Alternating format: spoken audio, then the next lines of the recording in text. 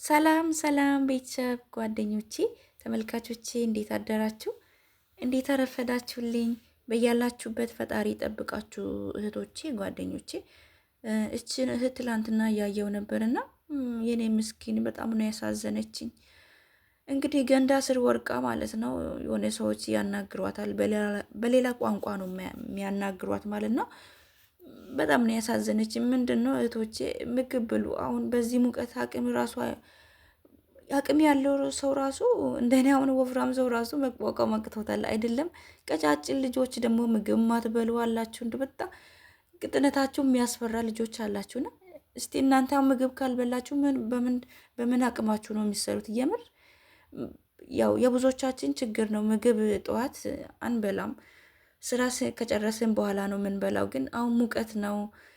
ሮጣችሁ ትኩስ ነገር ላይ ከምትጠቀሙ የሆነ ለምን አንድ ሙዝ አይሆንም? አንድ አፕል ቢሆንም ብሉት፣ ይጠቅማችኋል። እህቶቼ እባካችሁን ራሳችሁን ጠብቁ። ሙቀቱ በጣም የሌለ ነው። በስመ አብ።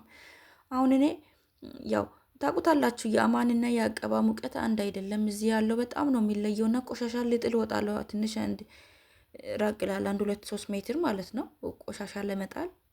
እሱን ጥዬ እስከሚመጣ ሰውነቴ ግሎ በቃ መተንፈስ ሁላ ነው የሚያቅተኝ፣ ሙቀቱ ማለት ነው የሌለ ነው። እና በተለይ ደግሞ ትናንሽ ህመም ያላችሁ ልጆች ይከብዳቸዋል ምግብ ሳትበሉ። በዚህ ላይ ስራ አለ፣ በዚህ ላይ ሙቀት አትቋቋሙትና ማለት ፈጣሪ ጠብቃችሁ፣ አይዟችሁ፣ ራሳችሁን ጠብቁ። ሰሞኑን እየተወራ ያለውን ነገር እየሰማችሁ ነው። ይሄ ኢንስካፌ የሚባል መጠጥ ባካችሁ ነው አቁሙ፣ አትጠጡ። በቃ ባትጠጡስ ምን ያደርጋል እንደ ውሃ ጠጡ። በቃ ቀዝቃዛ ውሃ ጠጡበት። ያለውን ነገር ሳንዱች ነገር ሰርታችሁ ብሉ። ለምን አንድ ሙዝ አትሆንም? ምግብ ሳትበሉ ትኩስ ነገር አትጠጡ። አረቦች ለምደዋል ከድሮም ጀምሮ። እነሱ በባዶ ሆድ ጠዋት ተነስተው አሁን እዚህ ቡና ነው የሚጠጡት። ለምን? እነሱን ልማድ ስላላቸው ለምደዋል። ምንም አይሆኑም።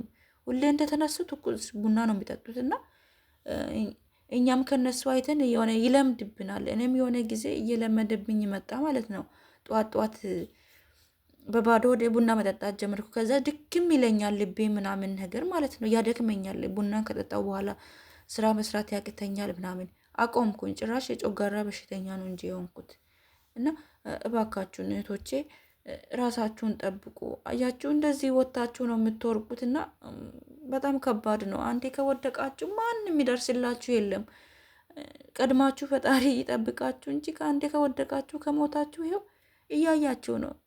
እህቶቻችን እየሞቱ ሬሳቸው በሰላም መጥቶ ጤነኛ ማለት ጤነኛ የሚባሉ ሰዎች ሞቶ እያየ ነውና እንግዲህ ራሳችሁን ጠብቁ እህቶቼ። በሰላም እግራቸውን እና እጃቸው መጥቶ እንግዲህ በሰው ሀገር ህይወታቸውን ለመቀየር እንግዲህ እንደ ዕቃ ታሽገው ወደ ሀገራቸው ሲመለሱ እያየን ነው።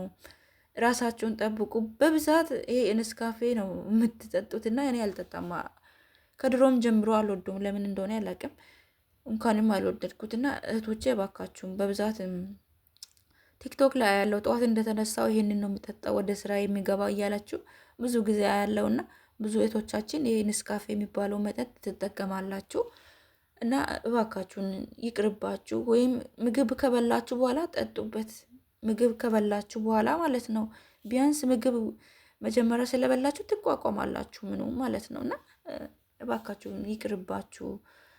ትኩስ ነገር አታብዙ። ሙቀቱ የዘንድሮ በጣም ይለያል። እንግዲህ ፈጣሪ ጠብቀን። እቺ ልጅ እያየዋት ነበርና ከዛ በኋላ ቀስቅሷት ምናምን እኔ የሞተች ነው የመሰለኝ ማለት ነው። ለረጅም ጊዜ ሲቀሰቅሷት ምናምን ነገር በቃ የሆነ አፏ ላይ ዝንብ ወሮ ምናምን ነገር በጣም የሞተች ነው የመሰለኝ። ከዛ ቀሰቀሷት። ጁስ ነገር እንደ ብስኩት ነገር ሰጧት ምናምን። በጣም ነው ያሳዘነች የኔ እናት። ውሻ ጮሆ አቋረጥኩኝ። ይቅርታ ጓደኞቼ። ውሻ አምጥቶብኝ ሌላ ውሻ ቤት ውስጥ አለ። ሌላ ደግሞ በድጋሚ ውሻ አምጥቶ ሊያሳብዱኝ ነው። እንደው ኧረ በስመ አብ። እንስሳ ለምን እንደዚህ እንደሚወዱ ነው ግራ የሚያጋባኝ። እንደው ለእንስሳ ያላቸው ክብር ምን አለበት ለኛ በኖራቸው። እና ሁለተኛ ውሻ አምጥተውኝ በጣም ተናድጃለሁ። በጣም ነው ማለት በጣም ነው የሚያስጠላው። እንደ ኢትዮጵያ ውሻ አይደለም ደግሞ ክችን ውስጥ እየገቡ ነው የሚሸኑና በጣም ነው ደሜን የሚያፈላው። አንደኛ ውሻማ ጭራሽ እኮ ምግብ እኮ በስነ ስርዓት ተቀቅሎላቸው ነው የሚበሉት። እና ኧረ ተውኝ። እና እህቶቼ ራሳችሁን ጠብቁ፣ አይዟችሁ። እኔ ደግሞ እንደ እድል ሆኖ እንስሳ ያለበት ቤት ነው የሚያጋጥመኝና ለምን እንደሆነ አላውቅም።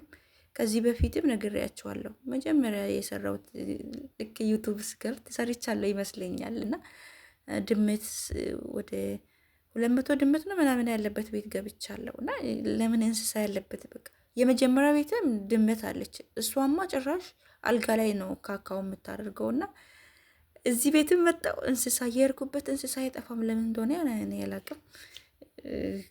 እዚህ ደግሞ የሚያስጠላው ነገር የውሻ ሽንት ነው። እንትን ነው ዘይት ነው የሚመስለው ሽንተው ይሸታል። በጣም ነው የሚሸታው። ደግሞ ቶንኮሎ ውሻው ክችን ውስጥ ገብቶ ነው የሚሸናው እና በጣም ነው ደሜን የሚያፈላው። ጭራሽ ሁለተኛ ውሻ ደገሙብኝ። እንግዲህ ምን ታደርጋላችሁ? በሰው ቤት ምንም የማድረግ መብት የላችሁም። የፈለጉትን ነገር እነሱ የማምጣት መብታቸው ነው። ግን ትናደዳላችሁ እና ያናድዳል። ያው ምን ታደርጋላችሁ? መቻል ነው። አይዟችሁ እህቶቼ፣ ፈጣሪ ትዕግስቱን ይስጠን ለሁላችንም ማለት ነው። ከባድ ነው። አረብ ባህራቸው ግድ ነው። ህይወት ነው። የመጣንበት አላማ ስላለን ምንም ብሉን እየመረረንም ቢሆን ዋጥ ማድረግ ነው። ራሳችሁን ጠብቁ። ምግብ ሳትበሉ ትኩስ ነገር አትጠጡ። ይሄ ኔስካፌ የሚባለውም ባለፈው እህታችን እንግዲህ ሁሌ ጧት ጧት ይህንን ነው አሉ የምትጠቀመው። ባለፈው ህይወቷ ያለፈ እህታችን ትላንት ነው ከትላንት ወዳ ነው አስክሬኗ ወደ ኢትዮጵያ የገባና የኔ እናት እንግዲህ በሰላም እጅና እግሯን ይዛ መታ ይኸው እንደ እቃ እንደ ካርጎ ተጠቅልላ ገባች ማለት ነው። በቃ ይቺው ነች የሰው ነፍስ ማለት ነው። የዶሮ ነፍስ እንኳን እኮ አያክልም ነፍሳችን። ዶሮ እንኳን ቢያንስ ተንፈራፍሮ ነው የሚሞተው። እና በቃ ይቺው ናት ህይወትና ራሳችሁን ጠብቁ እህቶቼ። በተረፈ ፈጣሪ ይጠብቀን። እኛም ደግሞ ራሳችን መጠበቅ፣ ብዙ ውሃ ጠጡ። ሙቀቱ በጣም በቀን ይሄንን 10 ይሆናል የምጠጣው እኔም ማለት ነው። በጣም ነው የሚሞቀው። ጥሩ ነው ውሃ መጠጣት፣ ለጤናችንም ኩላሊታችንም ይጸዳልናል። ከሰውነታችን ቆሻሻ ነገር ያስወግዳል። ታውቁታላችሁ። ለእናንተ ያልነግራችሁ ውሃ መጠጣት ሰውነታችን ውስጥ ያለውን ነገር ያጸዳል ማለት ነው። ጥሩ ነው። ውሃ ጠጡ። ትኩስ ነገር ከምታበዙ ውሃ ስትጠጡ ደግሞ በጣም የቀዘቀዘ ውሃ ትጠጡ። መካከለኛው አይደለ?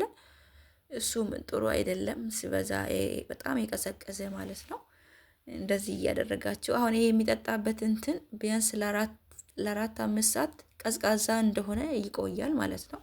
እቃው ወደ ኢትዮጵያ ስገቡ ገዝታችሁ ግቡ። በጣም አሪፍ እቃ ነው። በጣም ነው የሚመቸኝ። እስከ 5 ሰዓት እንደዛ ቀዝቃዛ እንደሆነ ነው የሚቆየውና አሪፍ መጠጫ ነች። እና ግዙት እህቶቼ፣ አይዟችሁ። በተረፈ ደግሞ ፈጣሪ ጠብቃችሁ። አዳዲስ የሆናችሁ ደግሞ ላይክ፣ ሼር፣ ሰብስክራይብም አድርጉ። ስለምታበረታቱኝም አመሰግናለሁ። ወዳችኋለሁ። ለምክራችሁ ሁሉ በያላችሁበት መልካም ጊዜ፣ መልካም ቆይታ። ቻው